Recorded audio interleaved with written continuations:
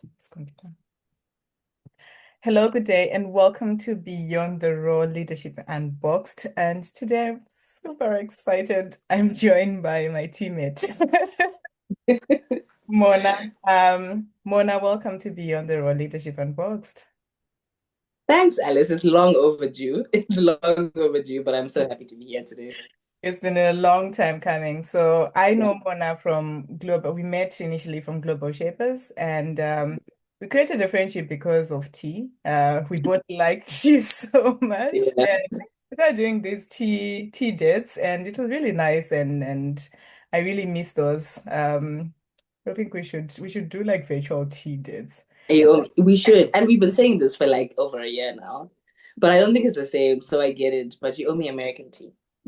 I do. I do. So to start off, Mona, introduce yourself as if someone was introducing you.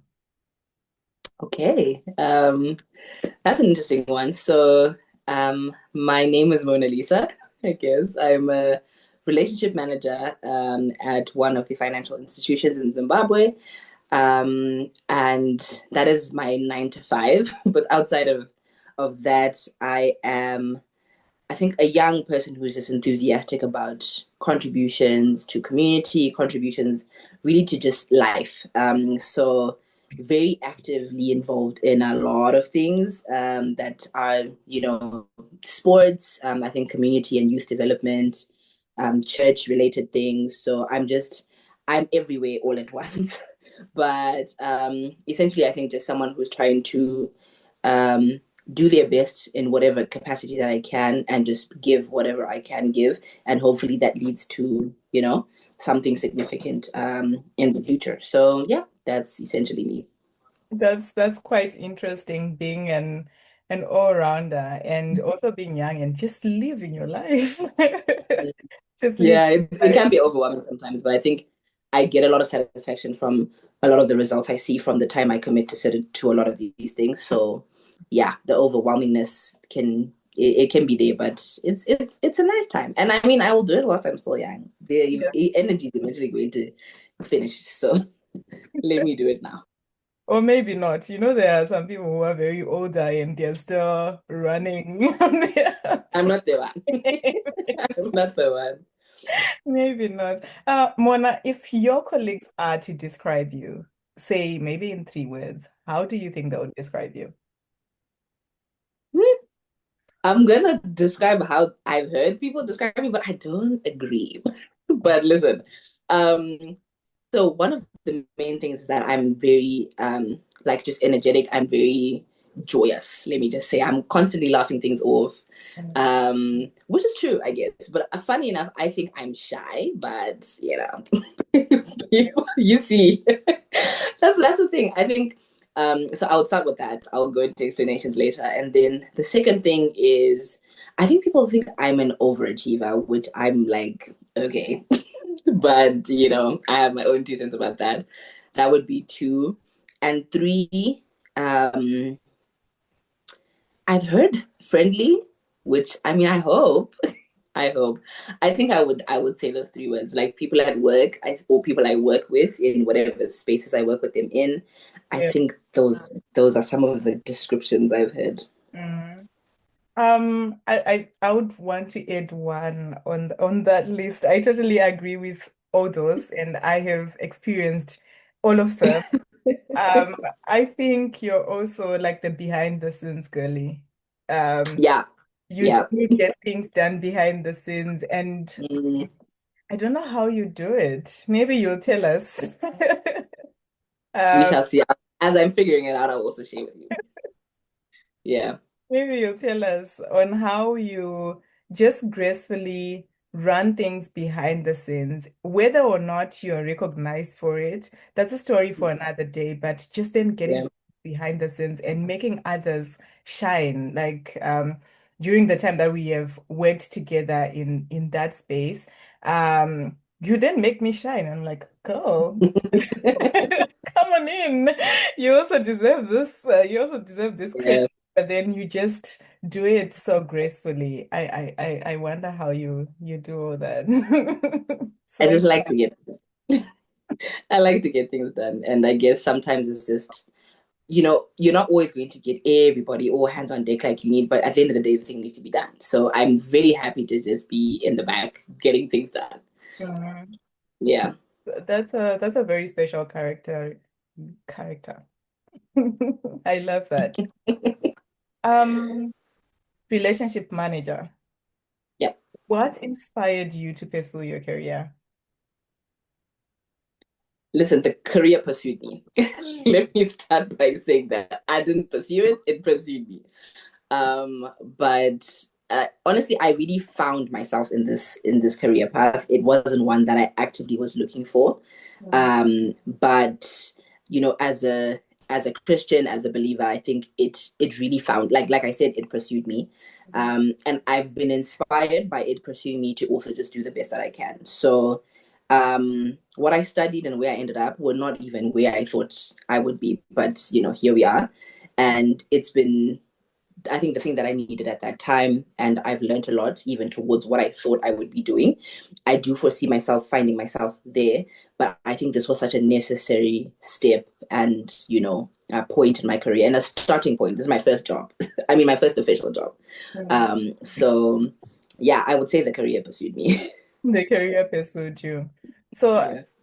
I think this is also to our listeners to say you can be anywhere. Like to your point where you say what you studied is not maybe like directly linked to what you're currently Yeah. doing. So Mhm. you can be anyway.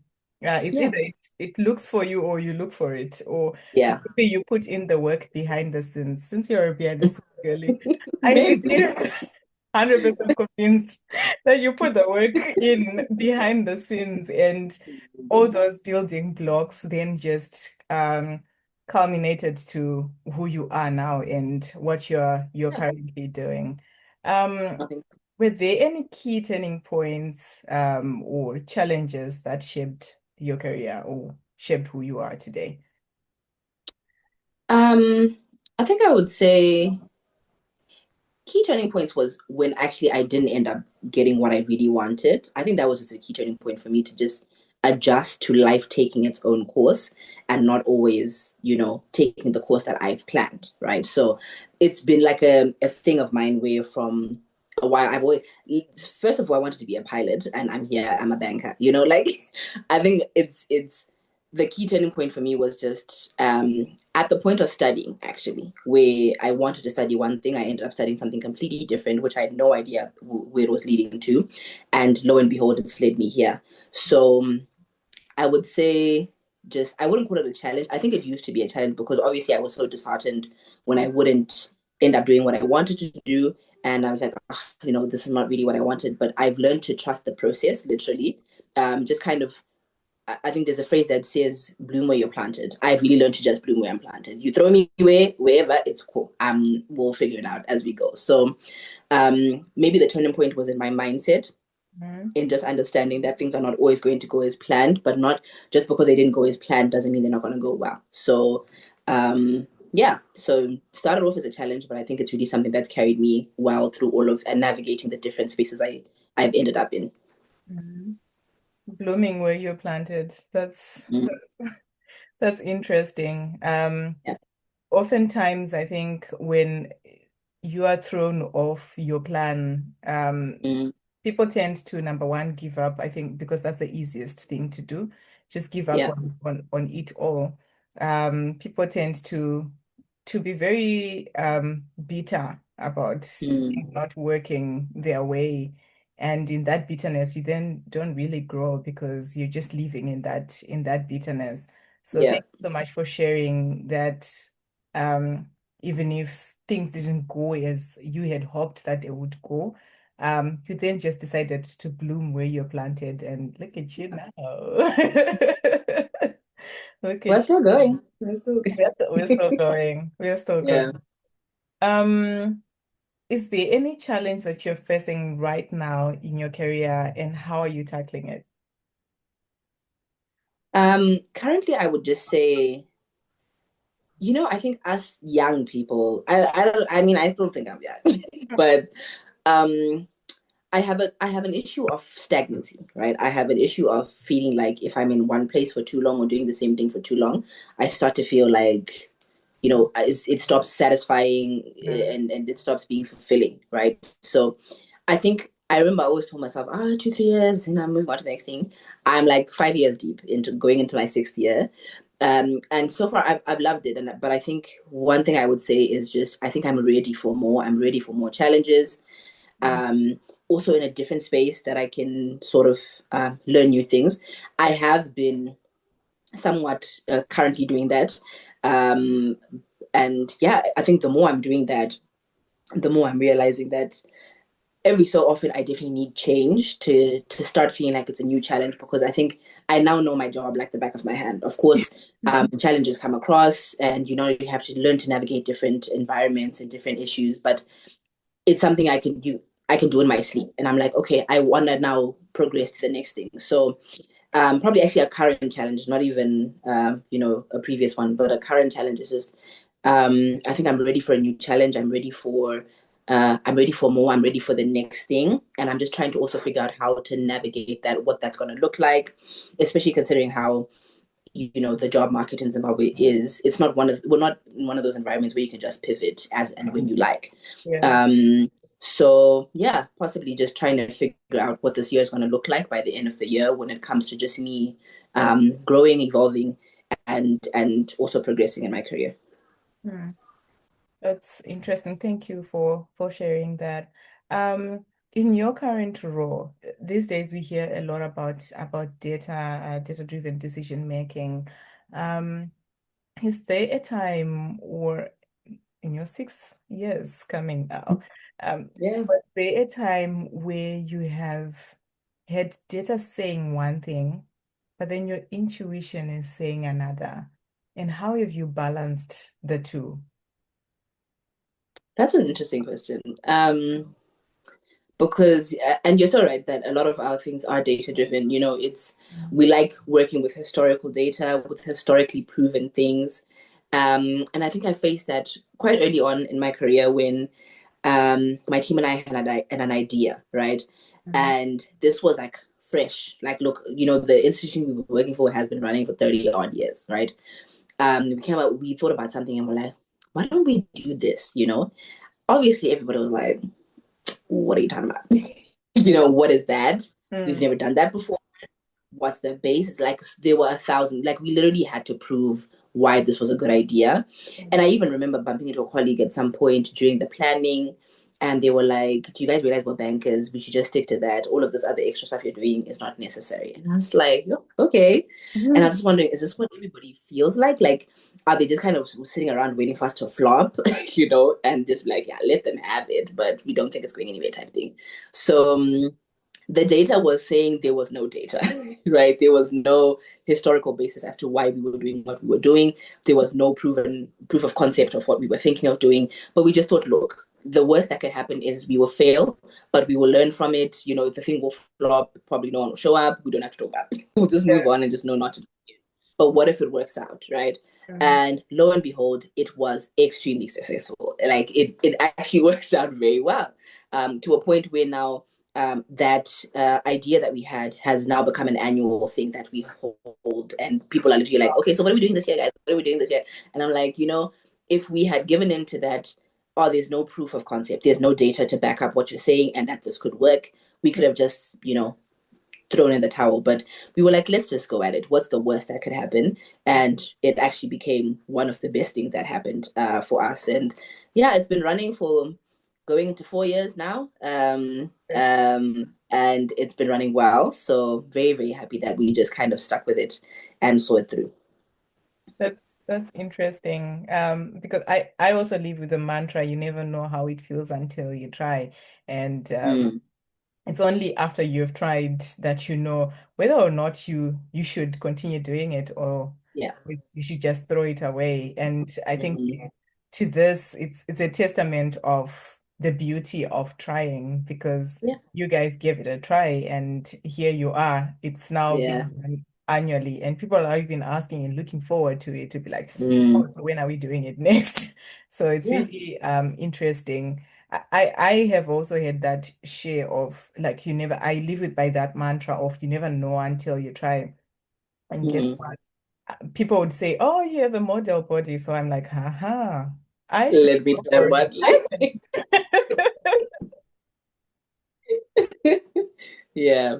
But honestly, I think so. They can be, I think, like you're saying, the data can say otherwise, or the data might not exist, Yeah, but just try it. You might be the first data point, or you might be the one to turn the data around, you know. that might be the baseline.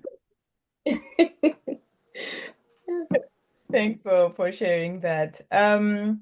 So this brings me to resilience because I think this also showed resilience. Resilience is a Mhm. word that is thrown around like in most careers, in most Yeah. professions.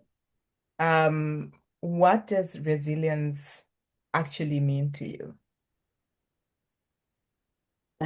Yeah, I think it's not even just thrown around. I think that resilience is probably our tagline as a country. Yeah.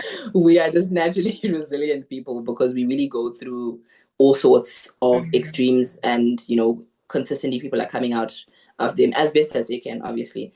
Mhm. I think for me, resilience is yeah, just that like not giving up, just consistently going at something. At least, especially if you believe in that thing, right? It's not giving up on something that you believe in.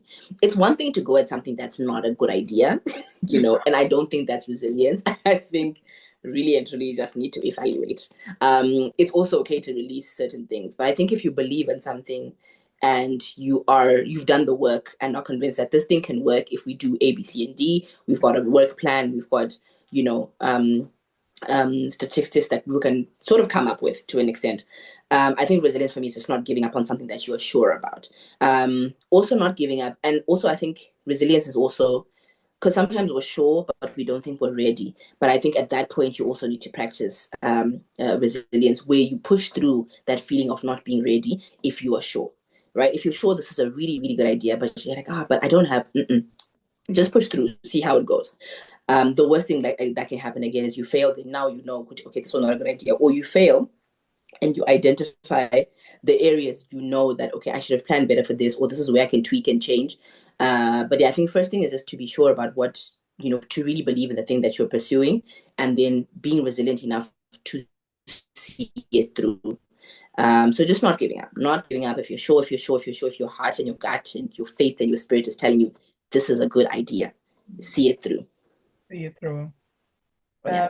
That's profound. That's actually profound. Seeing things through. Um, See to finish. You must see to finish. see, see to finish. See to finish. Mm. Is there a project or initiative that you're most proud of? And what impact did it have? A project I'm most proud of. Um, Definitely the first one I mentioned is one of Yeah. them. But I think so far I would also say one of the things I'm also proud of is just my Shaper life. Yeah. I don't know if I want to call it a project, but I guess it's a project. It's one of the many projects in my life. But I think I've also done my best when it comes to that. Even in the highs of it and the lows of it.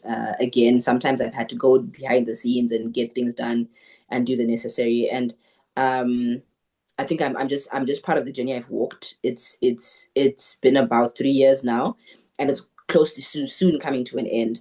I'm proud of the stuff that I've been able to accomplish in that period. Putting myself out there for things.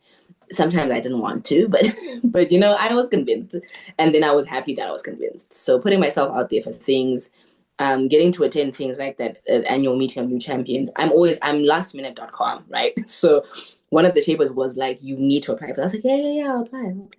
On the last day, like, did you apply? And I was like, okay. And I sat in this very chair at like 10 p.m. and this thing was closing at 11:59. And I did my application.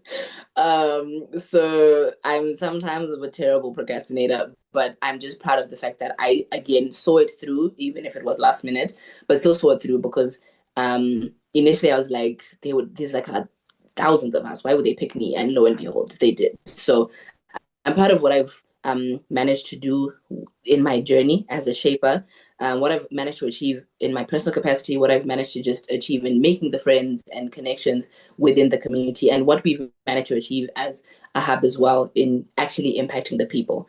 So I think honestly, outside of my professional life, that's definitely one of the things Mm, or projects that um, I'm quite proud of. Yeah, So it's a Project Shaper. yeah, project shaper. Project Shaper. I'm Mm, also equally proud of you. And I remember like when you joined the hub. Oh, so this is Global Shapers we're talking about now. It's an initiative of the World Economic Forum to our listeners. Um, so when you came, I am so proud to then say, oh, Mona was my mentee when she came to the yeah, hub. And people thought it was rigged. Can I tell you? They were like, "It's rigged." She's the curator, of course, and I was like, "No, guys, I just arrived. just arrived. I just arrived."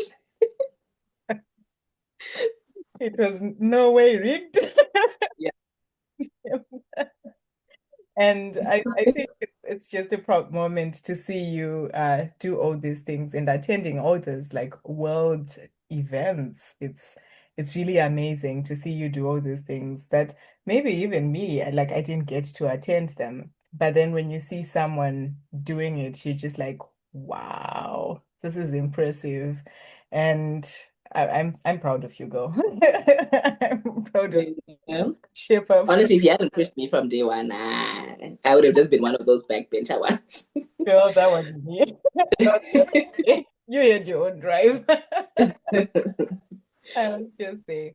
Um, what's a common myth or misconception about your career you wish people understood, about relationship managers that you wish people understood?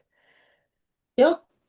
Um, I think I don't know if it is a common myth, but I think people think it's like a glorious, just like it's cute. You just kind of roll around, talk to people, and it's great. It's hard work. It's really hard work. Managing relationships from whatever, like whether it's a bank, whatever corporate or whatever sort of institution you're in, also means you're managing people's emotions, right? And emotions about their business, right? It's beyond just like transactional. It's extremely emotional. It's emotionally taxing. You really have to be mindful about your mental health. It's a lot of actual mental and emotional work over and above just the I'm just going to go see my clients. I think sometimes when I explain how it is, I explain it very basically. So it just sounds like, so you just roll around, you travel to meet your clients, you go for lunches, because we're constantly doing stuff like that, right? We're at lunches, we're traveling. It sounds great. Yeah. But really and truly, the interactions we have with those clients on a day-to-day basis, you need to like build serious emotional stability. I remember my first year of work, I had proper anxiety. Like I would be dreaming about work and dreaming about emails and sometimes like crying because the client was upset about something. And I think I used to take it very personally at the time because I hadn't adjusted to the fact that, okay, wait, this person is coming from a perspective of this is my business. These kinds of things and delays and errors really affect my actual pocket. And I need to also try and take that into consideration and in how I then deal with them. Obviously, Panewa, no, not the Shauna, but others will go above and beyond, and now it really becomes personal. But I think I had to stop taking their frustrations personally and understand that the frustration might not necessarily be me, but it's in the system, it's in the delays, it's in whatever else is affecting them. But it's really emotionally taxing work and it looks fantastic, but I think people really need to understand how emotionally taxing it is to deal with people's emotions and people's stress and their frustration. And you are probably the easiest place to go and be like, it's your fault, Yeah. but it's not your fault. It's a system's fault. It's a piece of paper's fault. It's the internet's fault. But you just kind of have to absorb all of that. So it's a lot of weight that you carry off other people. So I think that's the part of it that I would want people to understand about. It's literally managing a relationship. This is a relationship between that person and the bank, Mm. and you're also managing the relationship between you and their man. So it's quite a sensitive Mm, area. mm. So how do you like that's quite interesting. You mentioned it becomes emotionally involved and Mhm. emotionally taxing because like when I think relationship manager before this conversation and when I thought about your job before this conversation, like when I so cool. So she just travels, just has all these lunches planned clients and she's just, oh yeah, oh so how are you doing? How's business going? Oh great. Mm, Anything changed? Oh, that's fine. that would be great. That I would love that. I would love that. That's what I thought. That's what I had envisioned in my mind. That's all it is. But Yeah. you have put me to another perspective, and my other question will be like a follow-up will be how then do you navigate around that and also take care of yourself? Like create that balance of, yeah, it's a client. You mentioned that it's not personal. Is there Mm. anything else that you do to balance that? Emotional, should I call it turmoil? I think that's a big word, but I mean, it's fair. Turmoil is a good word to use. But I think one, like I said, I definitely had anxiety the first year because I was also kind of getting into it, and then I eventually got out of that. Mm, But again, every now and again, you do find a client that really, presses your buttons, and you genuinely still kind of feel like, but again, I just have to remind myself that. But one thing I've been strict about is my time, yeah. right? So the one big mistake I made when I started working was I didn't separate my personal phone with my work phone, right? So this is Uh, one phone. This yeah. is one phone. And it's kind of like I'm just so deep in it. I'm just like, it's too late for me to change it. I'm just gonna leave it like that. So I use one phone for both things.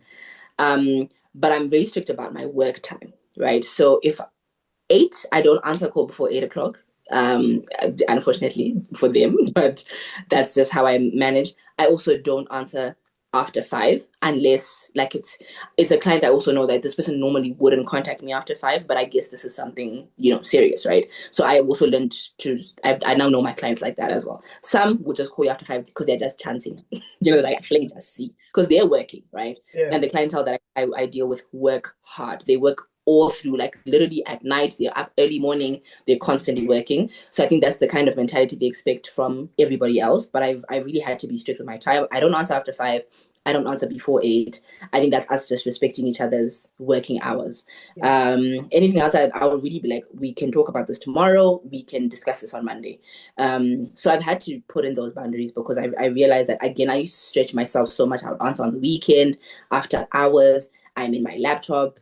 Again, I hardly open my laptop unless I've got something that's pending, and more so internally, Mm, because for clients there's only so much you can do after 5 because a lot of the stakeholders that are involved in the work you need to do are also at home. So yeah. there's only so much I can do. So you will see me opening my laptop only if I have an internal report, I've got internal something that I'm working on. But other than that, it's off. Home time is home time, work time is work time. So I think those boundaries have helped me a lot to then be able to genuinely disconnect from work, and then not carry that home into my sort of my personal and private space, because I don't want it to be filled with like, okay, so I have an email to reply to tomorrow. Tomorrow's problems will figure themselves out. So I also just try and make sure. I think one thing I've also tried to really implement in the last year or two is also make sure I've done everything I can do in that day, right? Yeah. So the less I carry forward into the next day, the better I feel about going home. So Uh-huh. if I know I've replied to every email I've received today, I've at least sent it to where it needs to go, and I'm now waiting for a response that I can follow up on tomorrow. Perfect. So when I leave things hanging, I definitely still have that anxiety to be like, oh, I had this, and this person's probably gonna be first thing in the morning. They're gonna be looking for me. But end of the day, I try to start my emails from 8 o'clock again, or whenever they start coming. Go through each and every email. Have I actioned everything that I needed to action in this email? If I have, I also feel good about, okay, I've done my job for the day. Let me go home. Anything that's gonna come, I'll sort it out tomorrow. Mm, So boundaries, I would just say boundaries, and also actually being effective and efficient in doing the work.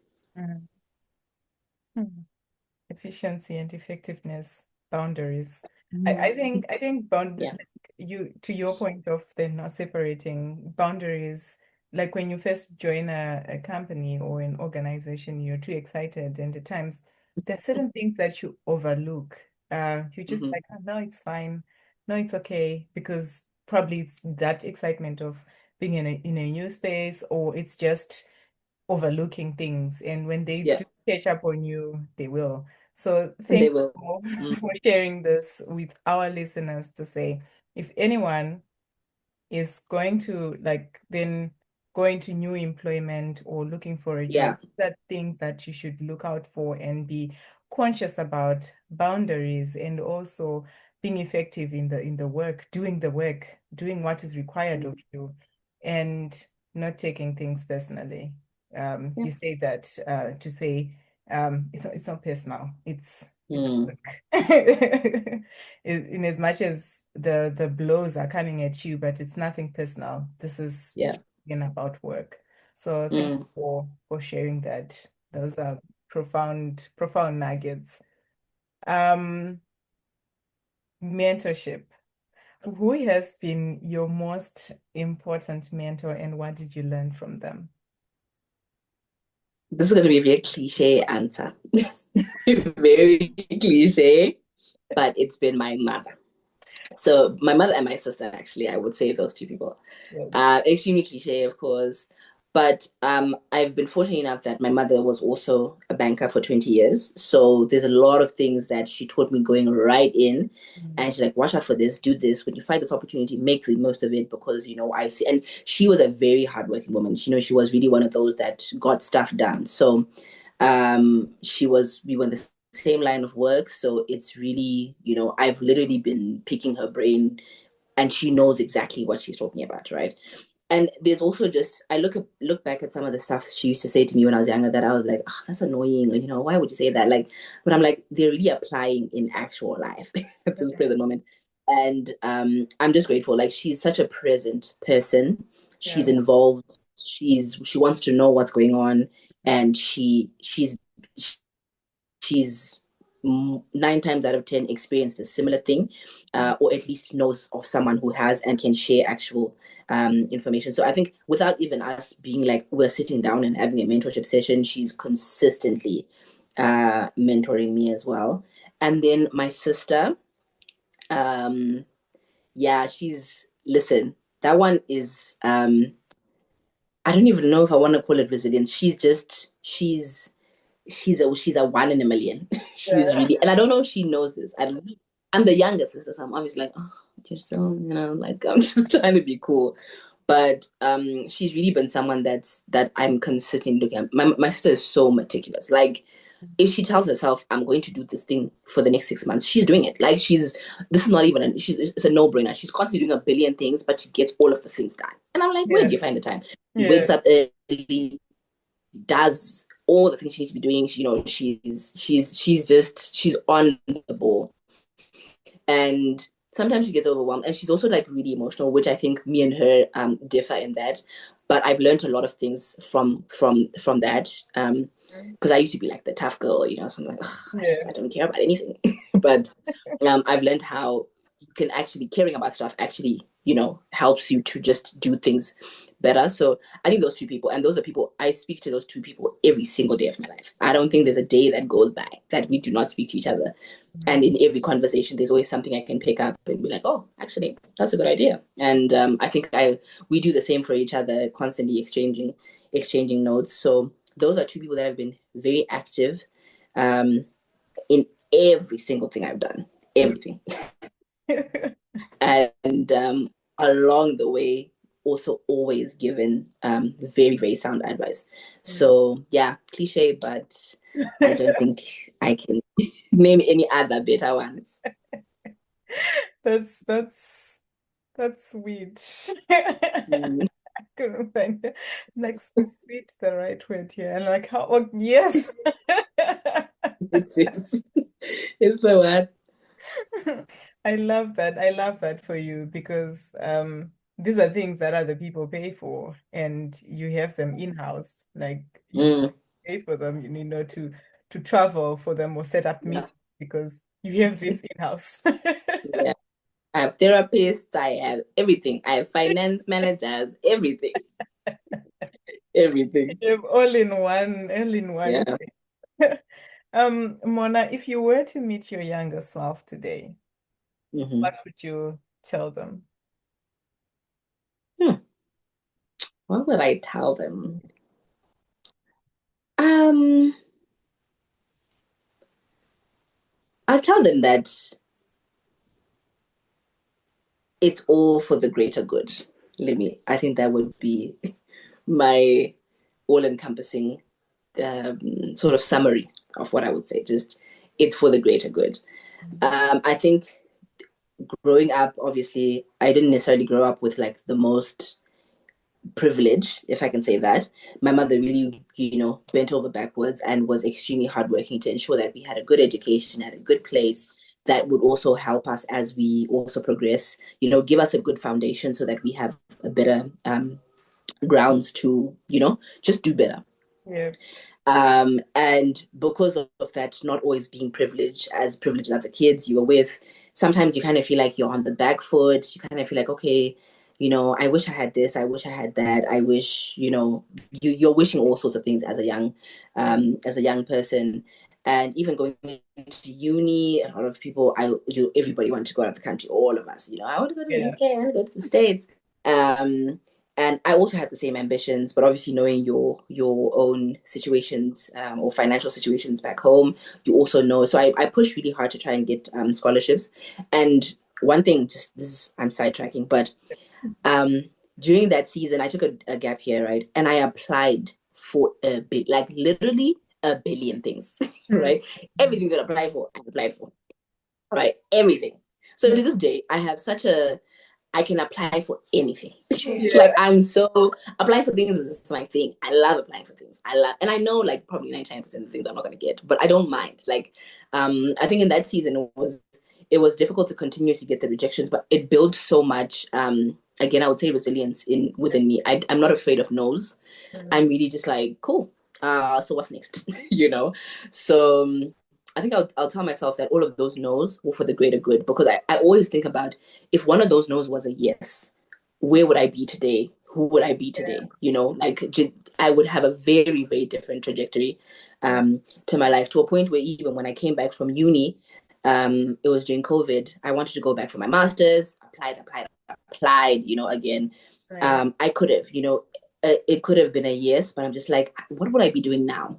So I think I would just tell her that all of the no's, all of the struggles, everything that kind of didn't seem like it was going well, it was all for the greater good to land exactly where you're sitting at this moment. Mm, So yeah. mm. Mm. That is profound. Yeah, Mona, I remember one time, I don't know where you were traveling to, and I'm like, where did you find this opportunity? How? And then that exact Listen, I think applied to it. 70% of my travels have been because I applied for something. I was like, oh, this is nice. And lo and behold, I'm there. Then Seven, if just not applied more for than it. that. So I'm that guy. I will apply and apply. Mm. So I'm not even afraid to get no's. You're not afraid to get no's. I think again Yeah. to our listeners, because some of our listeners are in that um, early career stages of their professions. So to our listeners again, or even anyone who's at any stage in their profession or who just apply, keep on applying. There Yeah. is going to be a 1 year somewhere, Mhm. somehow. Um, Mona is a testimony of the 1 year because I'm like, girl, Um, you're traveling again. To where? just apply. Just apply. The rest will figure it out. Just apply. Mm. Just go for it. Moving on, beyond your title, beyond you being a relationship manager, beyond you being this very like driven person, what legacy do you hope to leave? Um, that's an interesting one. Um, I think I would say two things. Mm, The first one is that I ran my race, you mm, know? Um, in whatever things I was trying to do, I just hope. that they'll be like, ah, guys, she did her best. There's probably more that I could have done, but at least just she did her best at the time, given whatever was going on. So one is just that I ran my race. I did the best I could. I contributed a bit. Like I just, I gave what I could to everything that I was doing. Um, and then two, I'm hoping through running my race, they can be other race runners that are hopefully inspired by the journey. I think I always say I have a very unconventional story about, like I'm always saying, I wanted to be a pilot. I'm now a banker. How I even became a banker is like none of it was straightforward, right? None of it was straightforward. And I try, and whenever I get the platform, I try and tell that story as often as possible, just for people to also know that you can literally do anything under the sun and land anyway, right? So with that, don't be discouraged if you feel like, oh, okay, I haven't, this is not the path I was supposed to take. Maybe you took a completely different path, but you never know that that path is leading you right back to where you wanted, or that path is leading to where you were supposed to be, as opposed to where you thought you wanted to be. Mhm. So I guess two things would just be that I ran my own race, and that hopefully my race inspired other people to run theirs, even just one other person. That would be a lot for me. Mm. I'm sure, I'm certain that that's also why this podcast is here. To inspire to Yeah. inspire others through all these races that we're running to say, Mm, um, that story really, I can really resonate to what you've said. You went through that.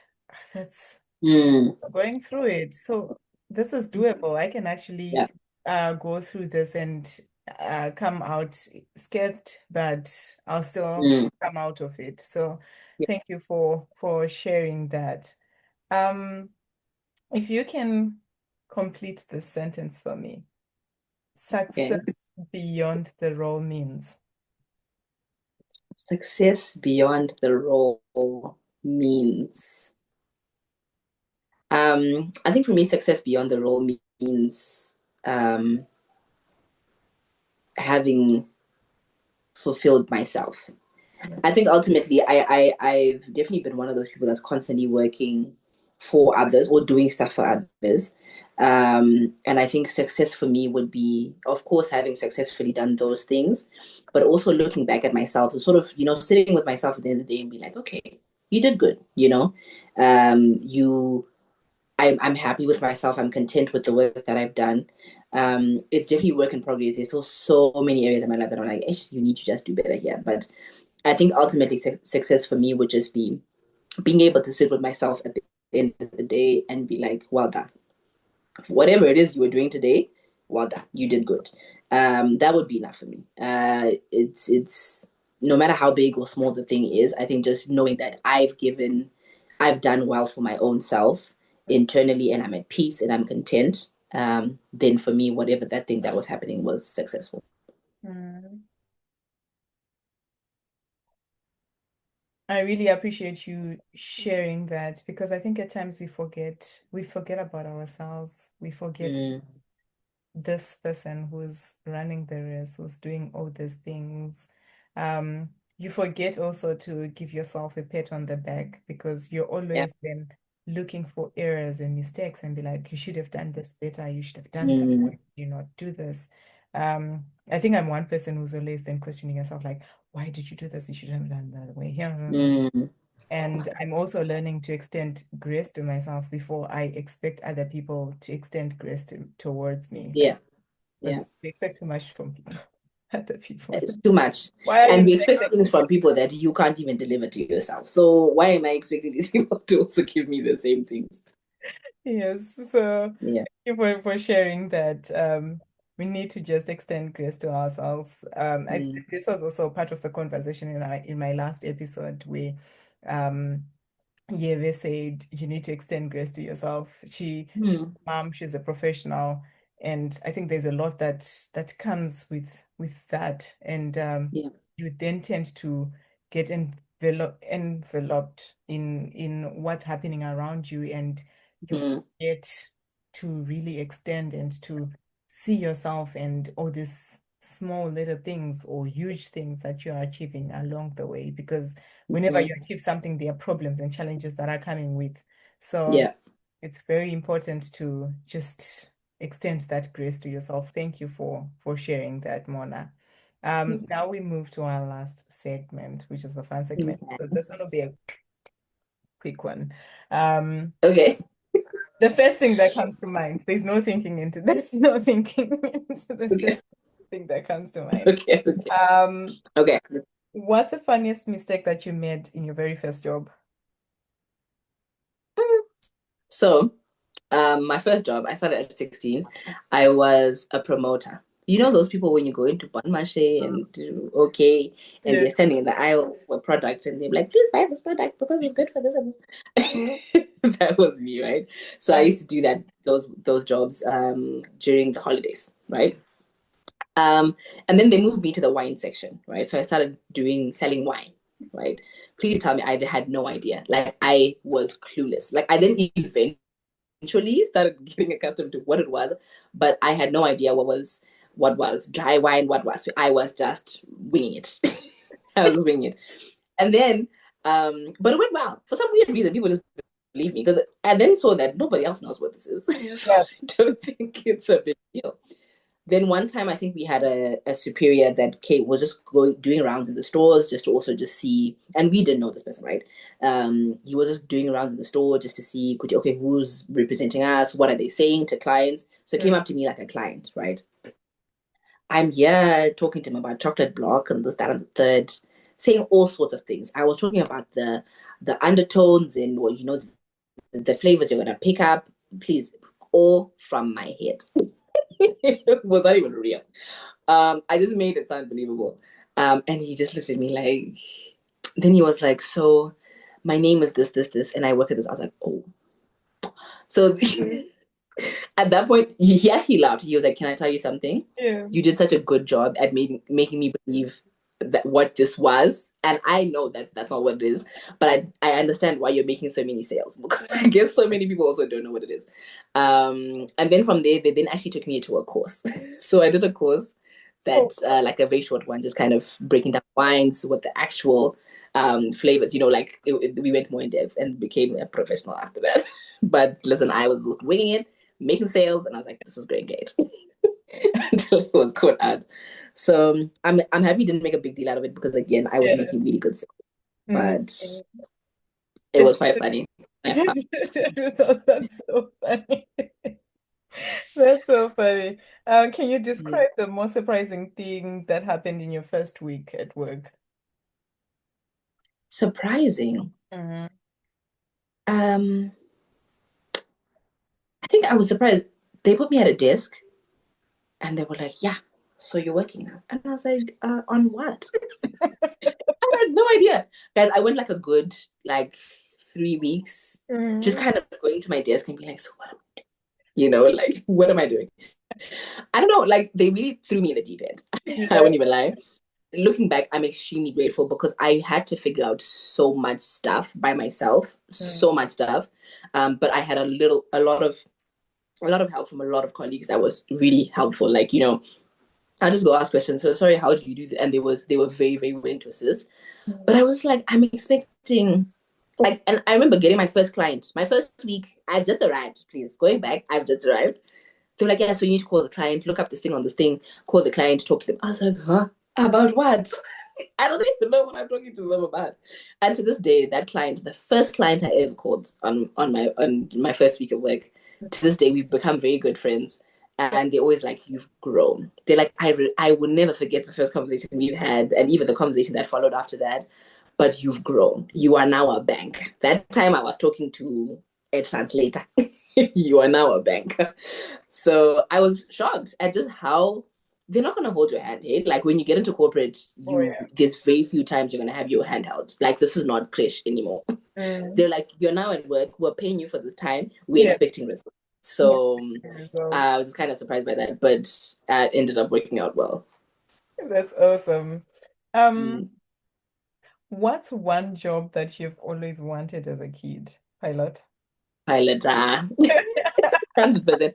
to this day, guys, I haven't given up on my dream. I For it. 100% intend on getting a piloting license. It might not be commercial anymore because I don't know if I'm gonna start flying planes at a later stage. But at the very minimal, a private piloting license, I still plan to get that. And yeah, it has to be For it. pilot. Go for it. I think there's a girl that I saw. I'm forgetting which social media who goes, I think from Namibia. Is in Namibia. Yes, I did see her actually. Yeah, I was like, so this, like, I'm like, this is this is the life. That's me. That's me. One day. and funny enough, when I saw her, I thought of you. I'm like, Mona, I want you to get this is Mona. That's me one day. That's you one day. It's coming. Mm. Um, what's one task that you were always assigned as a kid? Dishes, eh? And I hated dishes. I hated dishes, guys. Oh my word. They were the worst. To this day, I hate dishes. I hate dishes. But then the second one was ironing. And I'm really good at ironing. I like that. I'm slow, but I'm really like I will iron every crease out of clothes. But dishes were the worst, but they always put me I think because they knew I hated dishes, they were like, you are doing the dishes. I used to hate that. Dishes and ironing. But ironing I don't mind. Hmm. I don't like ironing. I don't know how you I don't probably mind. I hate I washing, but don't I'll like iron. I'll iron for over 4 days. That's fine. But I'll iron. But the actual washing, please, it's a please. process. Mm-mm. Spare you. We need to Mm. spare you.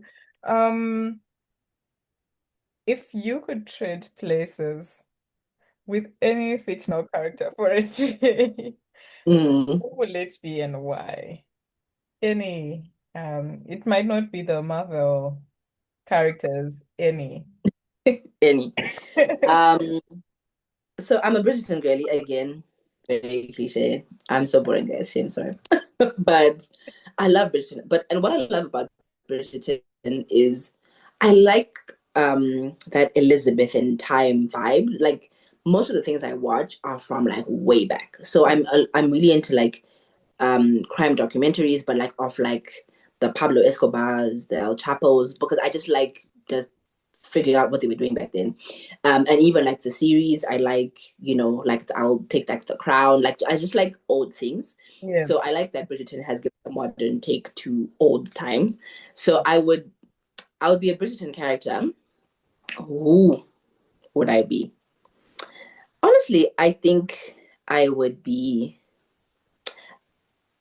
Penelope. I think that one has had a fun time in Bridgerton. She was like the fly on the wall, but she was Yeah, like the fly on the wall. Like she knew everything. she knew Like everything. and now she's living her best life. So she was Bridgerton, essentially, and the Oh, person you yeah. least expected was literally Bridgerton. Mhm. So Yeah. I think I'd be Penelope. I like her. She's cute. Interesting. Would you rather be famous or anonymous in your field of work? Hmm, that's a good question. Um, to be fair, I think my field of work does require some sort of fame, only because we're competing with each other in the industry. So you need to get to a point where you are that person, where people talk about the things we work on, and they're like, she's the person. Yeah. So the line of work, to an extent, calls for that need to actually be known, to Mm. be out there, and yeah, so to be known and to be out there. But um, typically, like you said, I'm very much a behind the scenes person. I'm neither here nor there about being famous, but possibly if we are talking, career wise, it's a necessity. You need to sort of be top of mind with the clients to be the go-to person. So I don't know if that answers the question. It does. Would you rather would you rather have a perfect memory or be able to see into the future? My memory is terrible. My memory is really terrible. So I don't even like, I'm used to not having a good memory. That's fine. So I'd rather see it to the future. I don't remember anything. I genuinely don't remember anything. Like, it's so bad. It's so bad. But I'd rather see into the future because then the fear of the unknown, I'm really not really great with fear of the unknown. So if I could see, Mm. That would be. I'll take seeing into the future. You would learn to see into the future. Yeah, yeah. Mm. Would you rather take a lot of small risks in your career or in your life, or just one big risk? I think a lot of small risks. I could risk, but not like that. I'm not like a massive risk taker. I'd rather take small risks that have smaller consequences if they fail, at a time than a big one that's gonna like completely destroy everything. So I think smaller risks.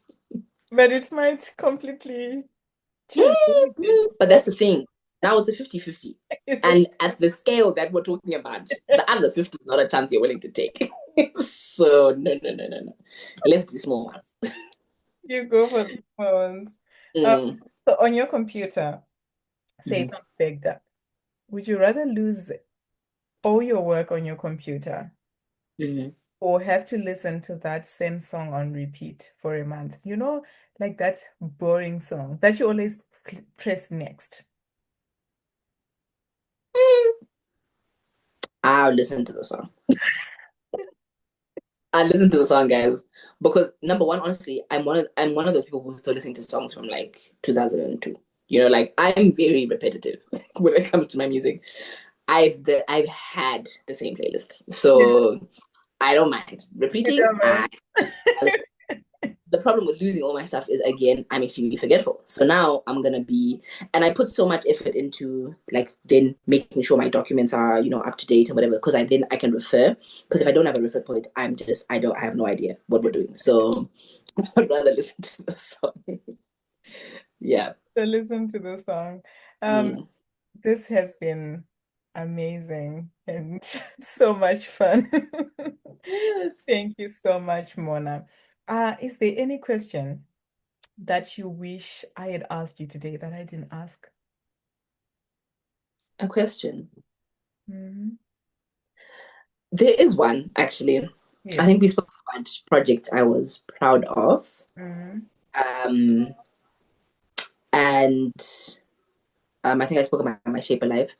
Mhm. Um, and then I guess the projects I don't know if I want to say the project I'm currently working on, or like, okay, maybe let me say what's my goal for 2026. Let me say that. It's gonna be a let me say that. Let me say that, yeah. And I guess the answer to that also is so I'm turning 30 this year. Just old, old, old. But Um, I'm turning 30 this year. And, obviously, there's so many things like, I want to make sure when I'm 30, I've done this, yeah. and this is third. I sat down and I was like, yo, what's my plan? Like, what is on the day I turn 30, what's the thing that I'm going to be like, yeah, I'm happy. This has happened. And I then figured that I decided to dedicate my 29th year into my 30th year just to myself, like to stuff that I like. So again, I've always been consistently overcommitted to everything, to communities, organizations, to work, to sports, to all sorts of things, and then having roles to play in those things. And Mhm. so my time for me has been very limited for a while. And it's fair, like if I wasn't in school learning something, I was just always doing something. Mhm. And so many times I used to get the question, how do you do all of these things? Like, where do you find the time? And I'm like, I don't know. But like, whilst I still have the energy, let me just do it. And then I just thought, I think the gift I want to give to myself at 30 is me, like the happiest version of Oh. myself. So I'm even releasing a lot of these responsibilities I had, Mhm. like just, some of the roles I've held. I'm like, he's handed over to other people. Some have timelines, some have didn't have timelines, and those things that don't have timelines, I have had to actively be like, I'm sorry, can we please pass this on to the next person, because I think I just need to free up some of that extra time I'm consistently spending, dedicating to so many things just for me. I want to learn a new language this year because I like languages. So why have I not found the time? Because I'm always doing other things. Mhm. So yeah, I just decided that the gift I'm going to give to myself for 30 is a version of me that I'll be like, I'm happy, I'm doing the things I like, I'm doing the things I enjoy on my own time, my own free will. Yeah. exercising my free will, and yeah, just focusing on me. I'm not learning it, or I mean, I'm not learning anything new in the sense of I'm not about to pick up a new degree or a new certificate. I'm tired. Just putting that stuff. There will be time. But anything I'm gonna learn stuff I like: languages, cooking, singing, things like that. That's the kind of stuff I plan to do this year. Okay, that's interesting. I can't wait for Yeah. the next album. Yes. Yes. Don't Believe worry, it's coming it's live at the Louvre. coming.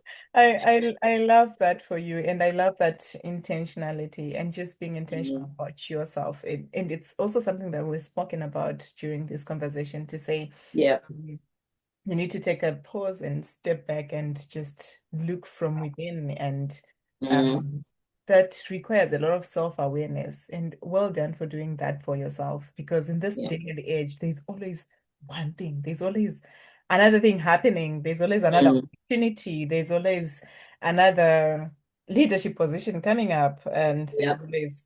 there's always something. And it's Mm, really important to take that step back and be like, I am doing things for me. I've also done the same, to say, I am doing things for me. And now, yeah, and here we are with a whole podcast. yeah now podcast. This You this is don't it. find me in certain spaces anymore because I'm just being Yeah. intentional to say I am doing things for myself. And doing Mm, things for myself, I think doing things for self mean like a lot of things. For me, it's just not then being in certain spaces, just being by mm, myself and being yeah. comfortable with being by myself. So well done Mm, for doing that. I think it happened. I think it's a 30, it's a 30 yeah. It's thing. a 30 thing. It's a 30 thing. You have some sort of epiphanies of sorts. It's definitely a 30 thing. Mm, Happens in your 30s where you just like, I need to start doing things for myself. exactly. Where is that coming from? Old age. It's It's old old age. age, and I really appreciate you sharing. And what are we going to call this project? Project 30? Project Mona 30? Mona and You I like the phrase chapter 30. Everybody calls it that, but I think yeah, it works. chapter It's 30. a good phrase. So I'm gonna call it chapter 30 actually. I hadn't put a name to it, so Yeah. that's I'm gonna call it chapter. Or project. I like project 30 though. Uh-huh.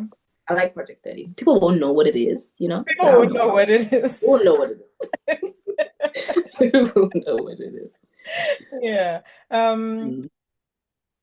Thank you so much, Mona, for coming through, and thank you for sharing these insightful nuggets. We went from personal life, we went to career, we went everywhere. We went to faith.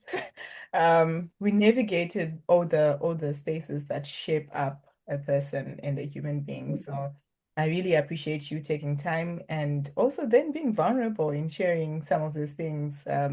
Some people will be shy to be like, I can't share my failures, but Mm. you were not shy to do that. You were open enough to share all those nuggets with us. So I really appreciate you taking time. Thank you so much. And we can't wait for chapter 30, project 30. Chapter 30 project. Thank you so much, Alice. It was great. Again, long overdue. I remember when you started this podcast, you're like, you have to come on the podcast then, but all in good time. All in good time. Thanks for having me. Yeah. I think we're now wiser. We need it all this time. Yeah. Yeah. Now I have more information to share because then I probably didn't have enough. Mm. Yeah, so I really appreciate you coming through. And to our listeners, thank you so much for catching on to this episode and looking forward to the next episode and our next guest. And thanks to Mona for coming through. I hope you are inspired. And this is me, Beyond the Raw Leadership Unboxed with Roba. Cheers.